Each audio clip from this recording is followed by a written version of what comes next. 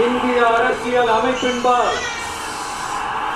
உண்மையான நம்பிக்கையும் மாறா பற்றும் கொண்டிருப்பேன் என்றும் இந்திய நாட்டின் ஒப்பில்லாத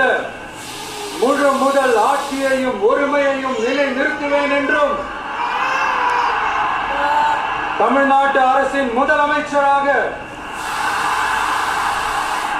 உண்மையாகவும் உளச்சான்றின்படியும் என் கடமைகளை நிறைவேற்றுவேன் என்றும் அரசியல் அமைப்பிற்கும் சட்டத்திற்கும் இணங்க அச்சமும் ஒருதலை சார்பும் இன்றி விருப்பு வெறுப்பை விலக்கி பலதரப்பட்ட மக்கள் அனைவருக்கும் நேர்மையானதை செய்வேன் என்றும் ஆண்டவன் மீது ஆணையிட்டு உறுதிமொழிகிறேன்.